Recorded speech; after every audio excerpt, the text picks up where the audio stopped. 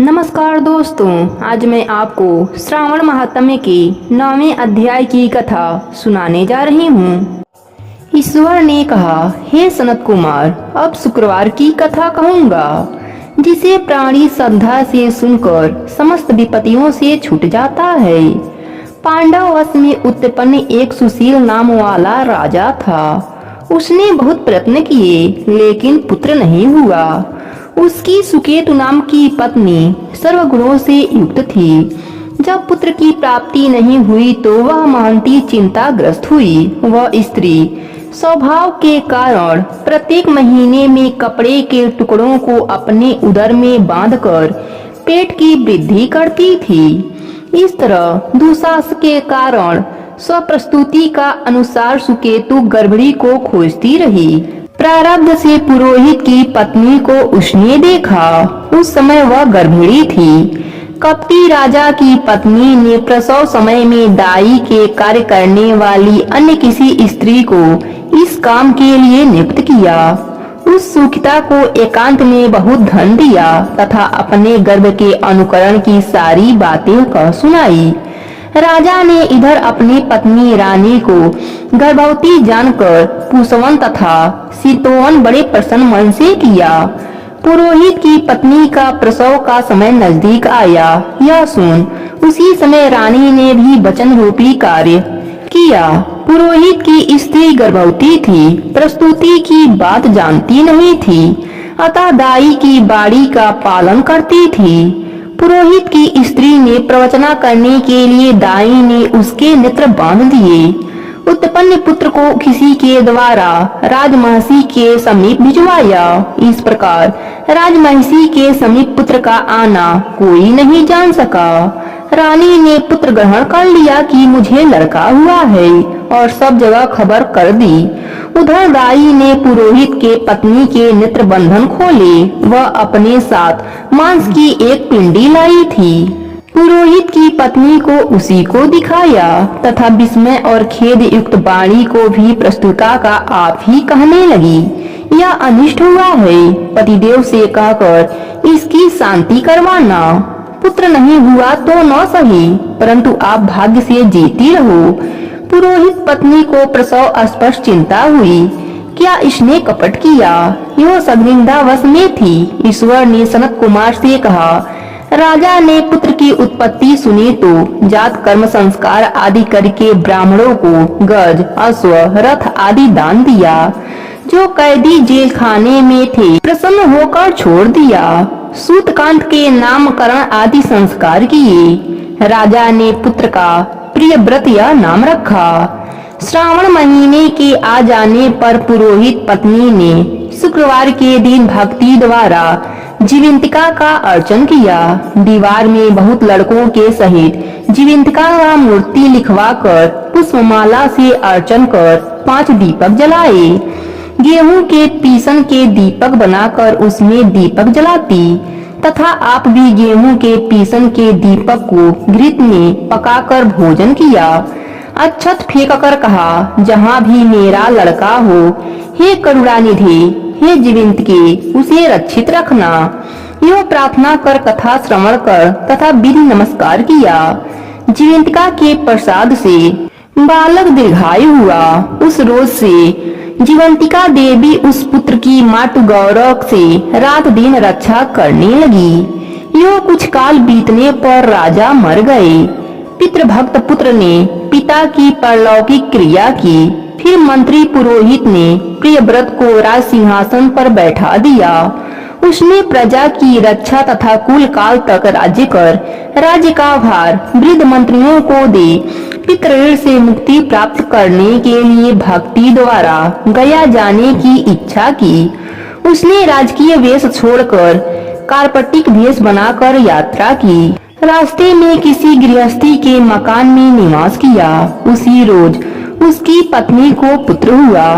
इसके पूर्व उसके 5 पुत्रों को क्रमशः खष्टी देवी मार चुकी थी, पर इस लड़के के हो जाने पर 5वें रोज राजा वहां गया था। राजा ने शयन किया, तब रात में खष्टी देवी बालक ग्रहण करने आई। तब खष्टी देवी को देखकर जीवंतिका ने कहा कि खष्टी देवी, इस राजा को लांघ कर मत जाओ। यूं जीवंतिका के मना करने पर जैसे खष्टी देवी आई वैसे ही खाली हाथ चली गईं। उसने 5वें रोज पुत्र को जीवित देखकर और राजा को लड़के के जीवन दाता समझकर राजा से प्रार्थना की, हे राजन, आज कल रोज मेरे मकान पर आप ठहरे, क्योंकि हे प्रभु, आपकी दया से यह मेरा 6वां पुत्र जीवित है। गृहस्थ की ऐसी प्रार्थना सुनकर प्रियव्रत ने वहां निवास किया। फिर गया जाकर पिंड देने लगा। वहां विष्णु पद पर पिंड को देते हुए आश्चर्य हुआ कि जब पिंड ग्रहण के लिए 2 हाथ निकल पड़े। ऐसी घटना देख वह भूपति विस्मय तथा संदेह करने लगा, क्या करूं? ब्राह्मण आज्ञा से राजा ने विष्णु पद पर ही पिंड दिया।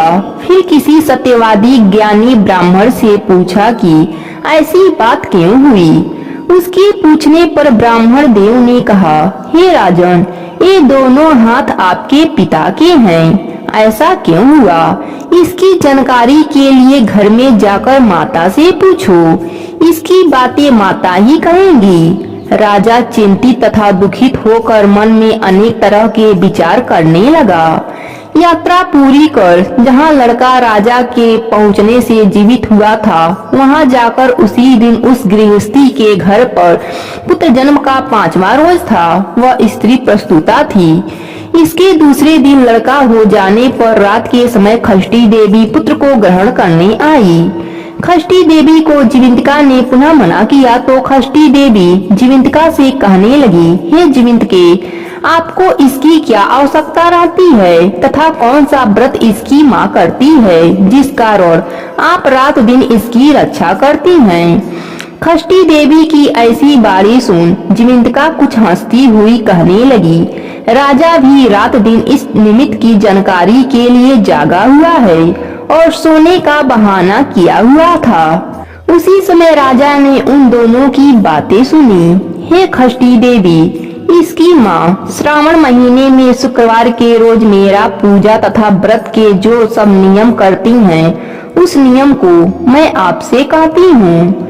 इसकी माँ हरे वर्ण का कपड़ा तथा चोली नहीं ग्रहण करती और हरे वर्ण की कांच की बनी चूड़ी भी अपने हाथों में ग्रहण नहीं करती।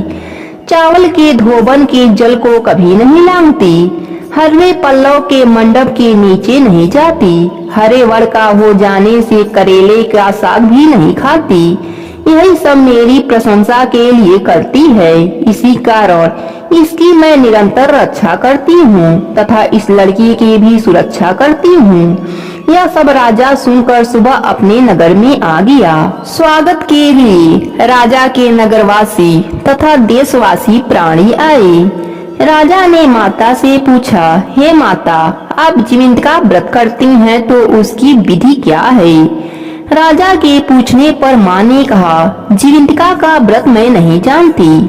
राजा ने गया यात्रा के फल के लिए ब्राह्मणों तथा सुवासिनी को भोजन कराने की अभिलाषा प्रकट करके उन सुवासिनी ब्राह्मणियों के घर हरे रंग की चोली, हरे काज के कंगन आदि परीक्षा के लिए भिजवाया। दूत ने जाकर यह कहा कि आप सब राजा के घर में भोजन करने आवे। पुरोहित की पत्नी राजदूत से कहने लगी, मैं हरे वर्ण की कोई भी चीज नहीं लेती। पुरोहित पत्नी की ऐसी बारी सुनकर राजा के दूत ने जाकर कहा। राजा ने पुरोहित की पत्नी के लिए लाल वर्ण के कपड़े आदि भिजवाए। पुरोहित पत्नी उन सब चीजों को ग्रहण कर राजा के घर गई। वह पूरब वाले दरवाजे पर चावल का धोबन जल तथा हरे वर्ण का मंडप देखकर वह स्त्री अन्य दरवाजे से गई। राजा ने यह देखकर पुरोहित पत्नी को नमस्कार किया और नियम का पालन का कारण बतलाया। राजा को देखकर उसी समय उसके स्तन से दूध बहने लगा। उन स्तनों की दुग्ध धारा से वह राजा अच्छे प्रकार सचेत हो गया। गया जी में 2 हाथ निकलने से तथा रास्ते में गृहस्थी के यहाँ देवी से बातचीत और स्तनों से दूध बहने मात्र से राजा को विश्वास हो गया कि यह मेरी माँ है। राजा ने गृह में रक्षा करने वाली माँ के समीप जाकर बड़े विनय से पूछा, हे माता, भय मत करो, मेरे जन्म समय की ठीक बात कहो। राजा के जन्म समय की बात सुकेशनी ने तथ्य रूप से कह दी। राजा ने इससे प्रसन्न हो अपनी जन्म देने वाले माँ बाप को नमस्कार किया और संपत्ति देकर बढ़ाया। इससे दोनों बड़े आनंदित हुए।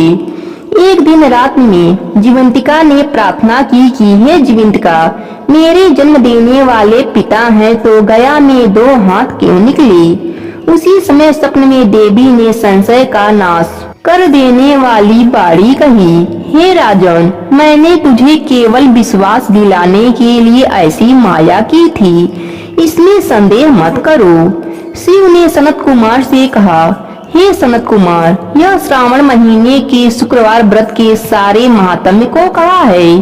इस व्रत को करने मात्र से प्राणी सब इच्छाओं को प्राप्त कर लेता है। प्रेम से बोलिए भगवान शिव शंकर की जय हो।